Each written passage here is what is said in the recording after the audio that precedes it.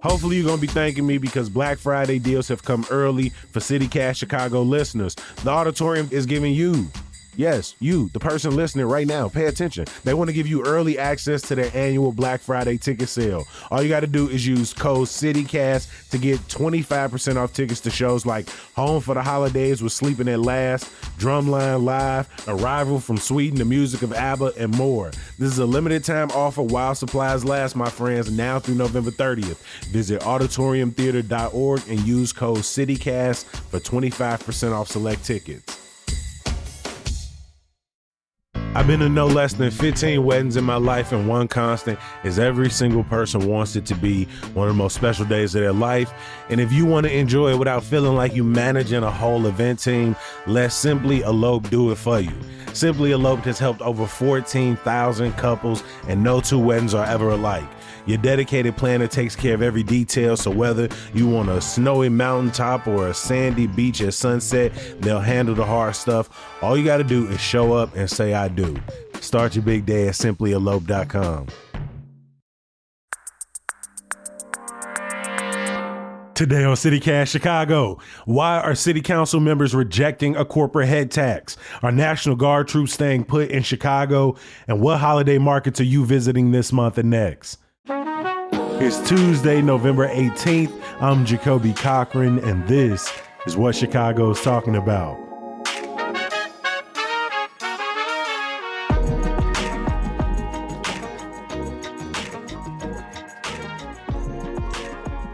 Today's holiday guide is from the Chicago Symphony Orchestra presenting Merry Merry Chicago, Symphony Center's annual holiday extravaganza filled with familiar carols and festive favorites. I'm joined this morning by producer Michelle Navarro and her cat Cleo. Michelle, good morning, my friend. How you feeling? Good morning, Jacoby. How are you? I'm doing pretty well. I'm doing good. I don't really have no complaints from over the weekend. The Bears pulled out another one. Unfortunately, the Bulls have hit a little bit of a rut. And the first high school I ever attended, Mount Carmel, is continuing its run as one of the most dominant high school programs in the history of this country, winning a state quarterfinal over the weekend. And so didn't have much to complain about. What about you? How was your weekend? My weekend was pretty solid. I tried to enjoy some of that nice weather on Saturday. I mean, we almost hit 70 degrees after a cold stretch and a snow-ish storm about a week ago. Yeah. So that like 67 high was pretty nice. Yeah, I went out to my homie Mike's housewarming out in Richton Park, and I thought it was going to be a lot colder, but like you said, it was a little pump fake from the Chicago weather, as we all can have come to expect. And then I did go to the Jameson concert with my brother Saturday night, and that was very fun. And so between a couple of sports wins here and there, hanging out with my family and my friends over the weekend, it was decent enough. It was decent enough. So last month we covered Mayor Brandon Johnson's $16.6 billion budget proposal, where he was able to avoid property tax hikes, which, as most of us know, was a major point of contention during last year's budget season. They were able to do that by relying on an increase in a cloud computing tax on corporations, a first of its kind social media tax, which we still need more details on, a hiring freeze, increased ride share surcharges, some TIF money, some other budget maneuvers. Simone and I were able to do a little bit of a breakdown last month when they dropped the proposal. We also had WTTW's Heather Sharon come through to look at some of the details. And one part that has really seemed to ruffle feathers, and I mean ruffle feathers immediately, was the community safety surcharge, aka the return of Chicago's corporate head tax. I saw a video recently of Alder Sixto Lopez getting into a bit of a standoff with Governor Pritzker, basically calling out his vocal opposition to the head tax, like, hey, this is a necessary revenue stream to provide money for our communities, for public safety efforts. And Governor Pritzker, as he said a few times on record, believes that there are other ways to raise that kind of money. It has been labeled a job killer by corporate lobbyists, Governor Pritzker, some inside of Chicago's business community.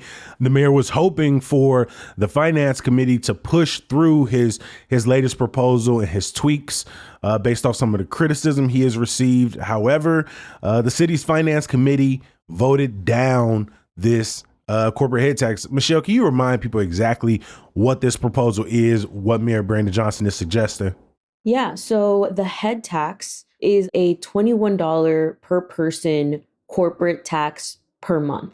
And so that would affect Chicago companies. Originally, that was supposed to affect Chicago companies with 100 employees or more. Now, the size of the company that would be impacted got raised. So that threshold got raised from companies with 100 employees to 200 employees.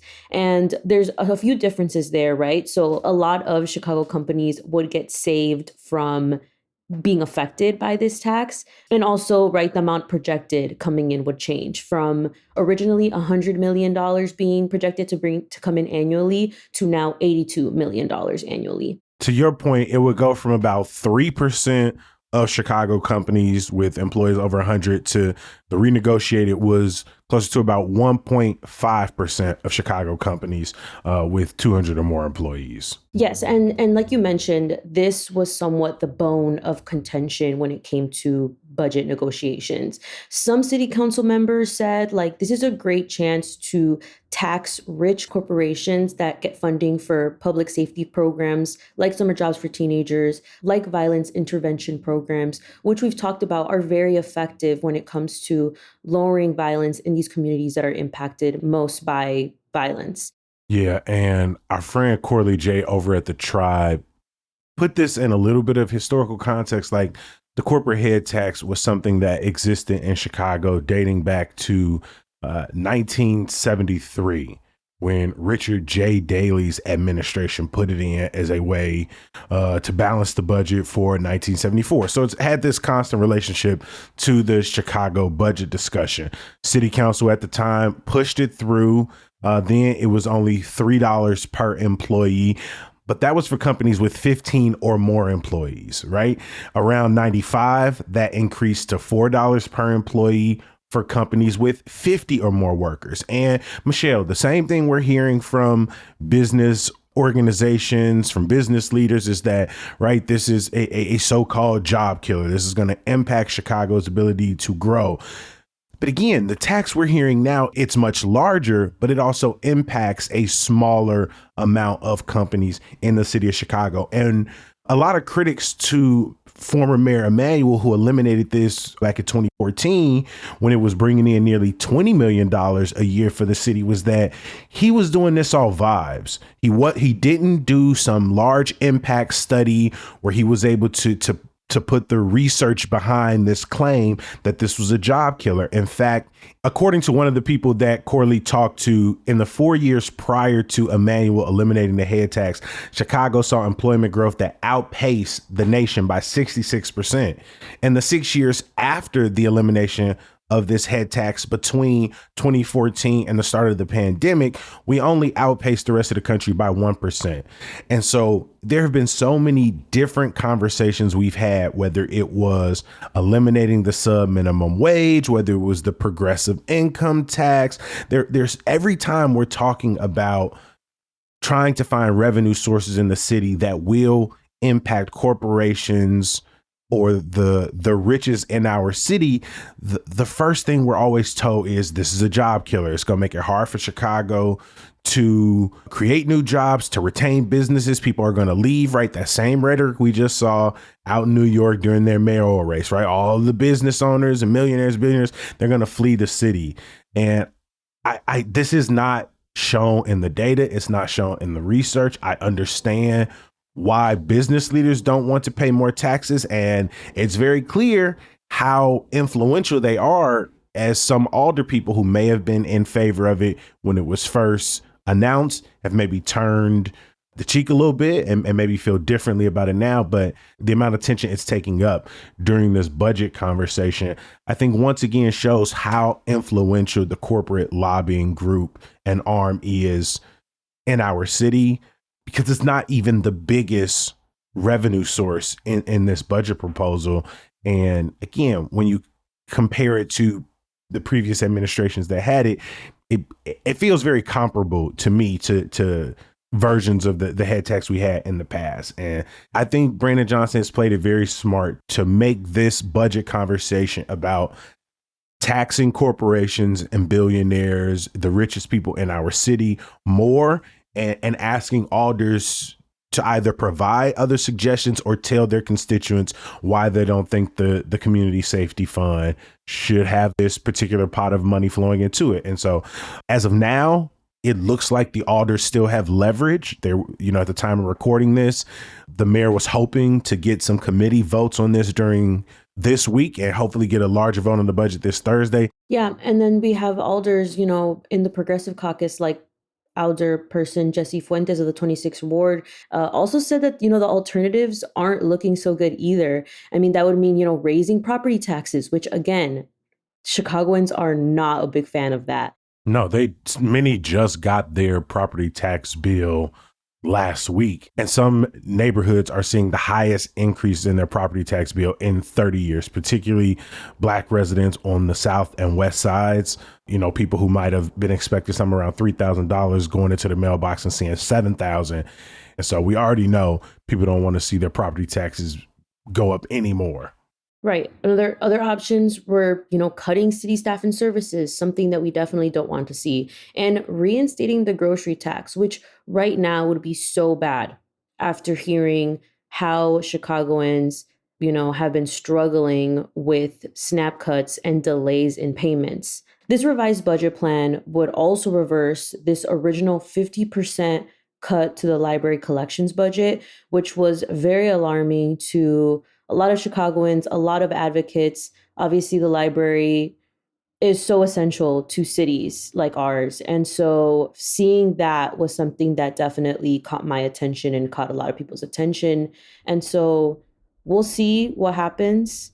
But I don't know, a 50% return, from an original cut sounds very nice as someone who goes to the library often. And again, as such an essential source in a city like Chicago. Yeah, we covered that with Quinn Myers from Block Club Chicago a couple of weeks ago, how fiercely librarians and advocates spoke out against what is already an under-resourced library system, 80 plus branches across the city, providing integral resources for some of the most vulnerable, not just the things we think about. It's really important to understand how they are community service hubs, everything from voting to providing resources for the unhoused, people who are food insecure and, who need increased childcare opportunity. And so while most of this budget fight was around their collections department, I think just bringing more attention to Chicago's library system to talk about, the capital projects needed across the city could really benefit from beyond just maintaining the current levels of funding. One of my, if not my biggest concern inside of this budget is the future of Chicago debt. Over the last few budgets, we have made advanced payments on Chicago's pensions. We've done multiple episodes to talk about how cash strapped those pensions are, how underfunded they are. And these advanced payments were supposed to sort of spare us today, save us from increased penalties down the road. And it doesn't look like we're going to be making that full payment or that full advance payment this time around. There are also some concerns around how Chicago is going to need to borrow to pay for police violence settlements. In this current budget, the police misconduct number is the same as it's been over the last few years. And as we've seen time and time again, Chicago police routinely go over their overtime budget, routinely go over their police violence budget, a wild thing that our city has to budget every single year. And my concern is, as we are reaching to borrow more and more money to deal with these structural deficits, that we are saddling future generations of Chicagoans with the exact problems that leaders in the late 90s and early 2000s saddled this current administration and this current generation of Chicagoans with. Growing pension obligations, some would call that a pension crisis, growing debt payments, right? Shrinking revenue sources. And so I understand that when all else fails and things dry up, borrowing becomes one of the easiest ways for the city of Chicago to make up that money. But I think we're in a crisis of debt as we speak. And so without any progressive alternatives or big swing attempts at paying down this debt, raising revenue, I wonder if we're locking ourselves in this same cycle for years and years to come. The city council and the mayor's office, they have to come to a conclusion and an agreement on this and get a budget passed before they go on Christmas break and before the end of the year. And last year we ran up very close to the deadline, and the mayor took a lot of political L's in that process. The hope was that this time would move smoother. But as we've learned over the last few weeks, alders are really interested in using their leverage as much as possible, even those who would consider themselves allies to the mayor. And so I imagine the back and forth on these proposals, the exact details and numbers on some of these new taxes, I imagine those two brush up against the deadline. But the best thing you can do is to follow along with Hey Chicago, our daily newsletter, which is publishing updates every single day. Make sure you check our show notes, where we're going to drop links to some of our colleagues in and around the city who are covering these budget hearings very closely, these committee meetings very closely. And as the details roll out, we'll provide them for you.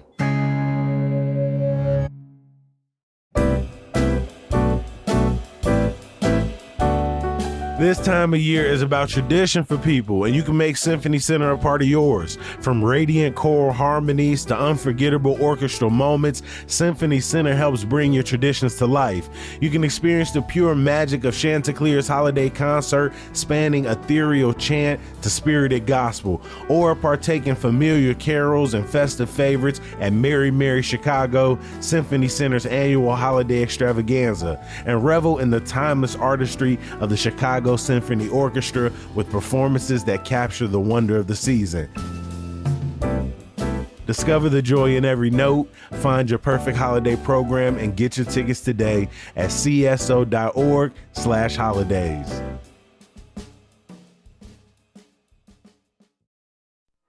The holiday season is in full swing, and one of my favorite ways to celebrate low-key is rolling by Millennium Park. You know, when it's all extra pretty, decked out in the lights. And a perfect time to stop by is Chicago's 112th annual Christmas tree lighting ceremony on November 21st. Maybe you want to meet up with your friends, bring your family outside. Maybe you got some people in town early for Thanksgiving. Go on, kick it with your fellow Chicagoans for a night of sparkling lights, holiday cheer, and make some memories with one of the biggest trees this side of the Mississippi. And if you can't wait that long, kick off the season early, starting Friday at 10 a.m. at the McCormick Tribune Ice Skating Rink, and then head over to Millennium Park Holiday Market at noon. The market runs all weekend, and you can find great gifts for everybody in your life and soak in the live entertainment all in a nice festive winter wonderland. And hey, I heard that the Allstate man gonna be out there signing autographs. Nah, I'm messing around. The Enchanted Market experience is made possible with the support of Allstate. Don't miss out. Embrace the holidays at Millennium Park. For more info, visit chicago.gov/holidays. Michelle, it feels like every single day and week over the last almost 3 months, we have had some update as it relates to the presence of Border Patrol, ICE agents, and at one point there was a looming threat over the deployment of National Guard troops in Chicago. That deployment never happened, but hundreds of National Guard troops have sort of been on the ready in the Chicagoland area for weeks now. What's the latest? Yes, Jacoby, 200 Texas National Guard members are being sent home. Like you mentioned, these troops were never deployed in the city because of U.S. District Judge April Perry, who blocked the move last month. Judge Perry issued a restraining order early October saying that, against what the federal government said, they weren't needed. But I mean, we've seen there was a lot of rumors going around that, ICE, Immigration, Customs and Enforcement, and Border Patrol were saying that they needed more protections, that Chicagoans were just being too aggressive, that they needed safety. They were concerned for the safety of ICE and federal agents. And just like a lot of Chicagoans had agreed, District Judge April Perry had said that it is not needed, which is why the 200 National Guard members were kept in Joliet and out of Chicagoland. That same day, the Sun-Times reported that Homeland Security also left its command center, which was in the north suburbs at Naval Station Great Lakes. Interestingly enough, something I never knew was that, I mean, one, it's the largest military installation in Illinois, but it's also the largest training station in the Navy. So again, this is something in the north suburbs. I think it was kind of out of Chicagoans' radar up until this became immigration enforcement headquarters, basically. I think, as there's been talks in the last few weeks about, when is this operation going to come to an end? And so people are saying that this might be a sign that immigration enforcement in Chicago and in surrounding areas is kind of dwindling down. CBS also reported that Border Patrol Commander Greg Bovino, who, led the efforts for Homeland Security throughout Chicagoland, has also left. He's now reported to be in North Carolina, in Charlotte, kind of coordinating immigration efforts there. But Bovino did tell Fox News he may come back. Not sure how accurate that may be. The Sun-Times also previously reported that, 1,000 federal agents could return to Chicago in March. And so as of now, we don't know if this is actually a sign of it dwindling down or not. But I guess for a lot of Chicagoans, it does seem like a good sign. I mean, Greg Bovino not that long ago was deploying tear gas in Little Village. And so to kind of see that their little marketing PR run is kind of going away does give, I think, a little bit of rest to Chicagoans. However, as we've seen these aggressive tactics, Chicagoans are still going to remain on high alert. Migra watches, rapid response groups, I'm sure are not going to stop anytime soon from reporting and confirming ICE sightings and protecting neighbors. And so to me, this is some good news, some light at the tunnel. But since June, over 3,000 people have been arrested or reported arrested in Chicago, I should say. And even as judges are calling for the release of around 300 to 600 detainees, this does feel like, okay, well, at least there's less of them is kind of, I guess, the one highlight. No, and it was, I will say it has been calming in some regard, seeing that this court order has held up. Sure, orders for them to stop tear gassing neighborhoods where they have, shot at least 2 people, killing one. They have been firing rubber bullets and pepper balls at people, right? Though, while not every single federal order has prevented this inhumane treatment from sort of ravaging our neighborhoods for the last few months, there is some semblance of hope that this federal order to keep National Guard troops from off the streets of Chicago held strong for the most part. That at this time, we're also seeing hundreds of National Guard troops out in Portland, sort of returning home as well. That has at times been gratifying, but what these folks have carried out in our city over the last few months, even predating Operation Midway Blitz, to your point, has been no short of one of the most violent operations the federal government has carried out in Chicago in our lifetime. And like you said, anything that is hinting at them winding down is welcome news, even though they consistently push back on social media that they want a long-term presence in Chicago, and that as early as the spring, we could see a renewed operational force in the city. And so it does feel like they are playing with us in a lot of ways. Yeah, I highly recommend listeners to check out our newsletter editor, Emmy Mack's write-up, this timeline of, what has Midway Blitz done to our city. I think the most surprising thing about masked, militarized men running around our neighborhoods and terrorizing our people is that the world doesn't stop. It hasn't stopped, and we just have to continue with it. And the idea of this looming fear that, as the holidays come and go eventually, this looming fear that they might come back is definitely unsettling. But at this time, I think we've proven again and again that community efforts work, that, ICE and Border Patrol becoming more aggressive is just a sign that our tactics are working, that they have to strategize and operate and maneuver around us is, like I said, is a small light at the end of the tunnel.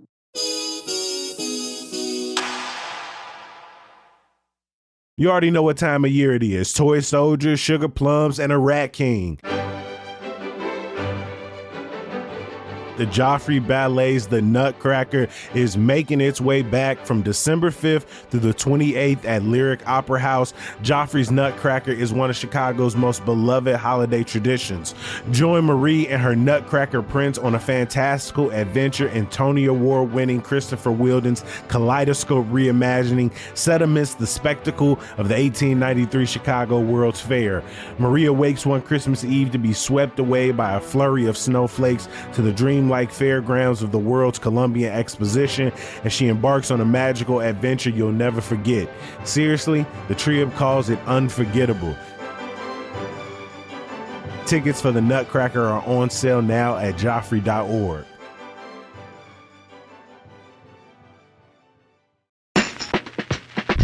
This episode is brought to you by Mubi, a global streaming service dedicated to elevating great cinema. On Mubi, stream beautiful hand-picked films anytime, anywhere. Right now, you can stream all the episodes of Hal and Harper, created by and starring Cooper Raiff, alongside Lily Reinhart and Mark Ruffalo.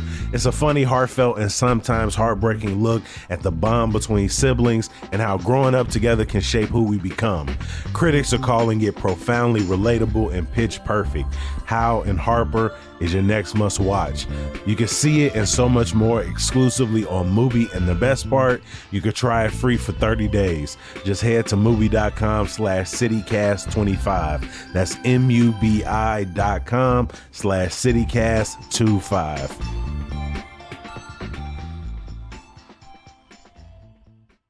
Before we get out of here, I want to show a lot of love to our friends over at Block Club who have kind of made it easier for Chicagoans to get out in their neighborhoods and support some of the local businesses. I know for, a lot of people in my life, it has been a little hard to find the ways to feel festive this time of year, to kind of talk about celebrating the holidays. But if folks are looking for ways to get outside, they've also put together a small guide to Chicago's holiday markets. Michelle, is there any place that you're looking forward to this year? Yeah, I mean, to be honest, I did not go to the Christkindl Market last year, which Mhm. was my first Christmas in Chicago in a long time. And the Christkindl Market is at the Daily Plaza. I'm not far from the Loop, and it opens this Friday. It runs Mhm. until December 24th, and so you have plenty of time to check it out. I'm really excited. It's Chicago's largest open air Christmas festival, and it's supposed to, mirror like a German winter village, which I always say that Chicago is a very European city, and this is kind of one of its signs of the European influence that we sometimes have. If you do want a taste of what a German winter village would be like in the heart of the Loop, this is your chance. I just really want to go for the vibes. I don't really think I would buy much. Definitely need a hot chocolate, look at the ornaments and the decorations. And so I am kind of looking forward to that. Another popular one is that, like, the folks at Block Club wrote up about is Winterland at Gallagher Way. It also opens this weekend. It's opening on the 23rd. And this one actually runs longer. It runs until December 31st. And so if you want some after Christmas vibes, I would say save this one for then. And it's right outside Wrigley Field. So if you're up north, this is kind of a good way to get your holiday market vibe in the way. They also have a ice skating rink. I do not know how to ice skate. My dream Me has always neither. you don't know how to yours you don't know how to so you're like a great skater, but you don't know how to ice skate. Why Pure is roller that? skating. It's because I don't want to relearn how to skate. I put so many years into learning how to roller skate. I'm not interested in being bad on skates, and I'm not interested in putting in the necessary hours and the practice to get even a little bit competent on skates. I'm good. And also, I don't want to be flying around with razor blades on my feet. That's what's very alarming to me is the sharpness of the Hmm. blades. However, someone who has tried and failed to do both roller skating and ice skating, I will say that the skills for each are very different. Roller skates, it's hard to stop. I'll do the Hmm. little back and forth embarrassingly. Um, and then on ice skates, it's hard to go. And so I couldn't figure out either. Maybe I would try again this year because I have always thought that skating, by the bean is very romantic. So maybe I will figure it out this year, but I Michelle, highly your doubt it. little romantic heart. I appreciate It's that just, you isn't let. it so like I you're all appreciate that you cozy? still let it lead you. It's just like there's so many things that I would look at as a child and would imagine my life as an adult in Chicago. And I thought I would be skating, by the bean, but I don't know. I don't think it's gonna happen. But I could dream. I could dream. Jacoby, what about you? Is there any Couple markets that I am interested in on their list is one is the Navi Arts in El Barrio at the Puerto Rican Artisan Market at the National Museum of Puerto Rican Arts and Culture. I just read a whole write up on how Humboldt Park is about to get millions of dollars to renovate, including providing a glass dome for the museum. I know the park is getting updates to the field house and a football field, and people have been fighting for these investments for years and years. And so pulling up in the neighborhood and celebrating at the start of December, I think on the 6th, 7th, 13th, and 14th, those weekends, you can stop by their holiday market. I'm also interested in the Chicago Vintage Festival holiday market on Fulton and Halsted on the weekend of the 6th and 7th of December. Yeah, I don't know. I've been trying to get some more like local crafts in the house. Like I have a whole art wall that I feel like I haven't put anything on in a while. And I've been getting a lot of knickknacks this year, but I'm gonna be real. I feel like I spend more money on like mainstream pop mart knickknacks this year versus like local makers and local artists. And so I feel like I need to rectify that. Well, I mean, Block Club also wrote about the Salt Sheds holiday gift market. It's one day, but it is free. You There's a link to RSVP, and it's a holiday gift market which brings local jewelers, ceramics, and so maybe there you can find some seasonal, some gifts and some trinkets from local artists. I really want to look for jewelry at some of these markets. That's something that I kind of want to gift a lot of my friends. It's like rings and bracelets and jewelry, Hmm. again by local Chicagoans making this stuff. And so I think I'll also check out the Salt Sheds holiday gift market. That's on November 30th and it runs from 11 a.m. to 5 p.m. Also, it being one day kind of helps me be like, okay, I have to I go. have to go there. Yep. Mm-hmm. Similar, the pre-Kwanzaa holiday celebration at Marketplace in Washington Park. That's only on December 20th, 11 to 8. And so I feel like even though that is a month away, it's something if I'm gonna go, I should put on the calendar. Luckily, it's free, but I do got to RSVP, and so I really appreciate them putting all these lists together, especially their local shopping guide. The fact that you can just like click into a neighborhood and get a few of their favorite places to go is beyond helpful during this time. I got so many people I need to shop for, family, friends.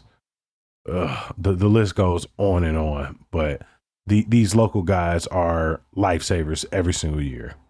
Yeah, I mean, aside from their very specific neighborhood, community area shopping local guides, they also have one where it's about immigrant-owned businesses from, Little Village to Chinatown to all the different, ethnic communities we have here in Chicago to support, whether it's a bakery, a wine shop, florist, a lot of good stuff in here. I will definitely be looking at the Bridgeport, Chinatown, and McKinley Park one, the Brighton Park, back of the yards, and beyond Southwest Side. And so I'm trying to do all my shopping local this year because I too sometimes try to make it easy, try to get something cute and trendy for my friends, and I do want really local thoughtful gifts unique to each person. So Yeah. this has inspired me to not wait last minute and do all my shopping rush in December. I'm like, okay, I'm so glad that Block Club put this out now because I can slowly start planning to make my purchases every weekend. We will drop links to each of these shopping guides in our show notes. I want to give a huge thank you to our producer, Michelle Navarro, for making time for me today. Thanks, Jacoby. Before we get out of here, please bookmark our website, chicago.citycast.fm. There you can catch up on old podcast episodes, subscribe to our daily newsletter, Hey Chicago, and you can check out our events calendar. It is packed right now, y'all. This week coming up, we got the Moth Chicago Story Slam at Fitzgerald's. That's going down tonight. Tomorrow, the Not That Late Show is taking place at Lincoln Lodge. Then on Thursday, you got Chef's Giving 2025, a charity dinner event. We got links for all of these over at our events calendar. So please take a look. One more thing before we get out of here. Our friends over at the Invisible Institute are hosting an event this Thursday from 6:30 to 8:30 at the Chicago Athletic Association. They are a nonprofit journalism company on the south side of Chicago doing amazing work in investigative reporting, multimedia storytelling, and they want you to learn all about it. I will drop a link in the show notes for you. As always, we appreciate you for listening and reading. We're going to be back bright and early tomorrow. We'll talk to you then. Peace.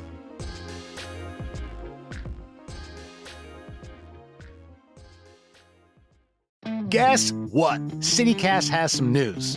I'm Sean McPherson, the host of CityCast Twin Cities. And I'm Jane Sihu, and I'm the host of CityCast Seattle. Hey, if you have a friend in one of our cities, can you text them for us? Yeah, something, simple like, hey, how's that rash doing? And do you listen to podcasts? Because I have one you're definitely going to like. After that, tell them that CityCast has helped you become more informed, more involved, and more connected to your amazing city. We're going to help that person you know in Seattle who's been trying to make friends. And we're also going to do that for that guy you only kind of knew in college who moved back to the Twin Cities after graduation. Don't we all have that guy? Yeah, and usually that guy is named Todd. So did you text them yet? Jane, let's just wait a minute. We don't want to rush anybody. We'll do a little small talk. How's everything going in Seattle? Beautiful, beautiful. Fall leaves popping. How about Twin Cities? Today, beautiful and sunshiny in St. Paul. Okay, Jane, I bet they are done texting by now, and I just want to remind them, hey, you, please tell that friend to subscribe to CityCast Twin Cities or Seattle, wherever you get your podcasts. Or if you don't want to text them and you're really just on Instagram sending them DMs all the time with like funny videos, send them a DM of our latest videos. You can find us at CityCast Twin Cities or CityCast Seattle on Instagram. Thanks.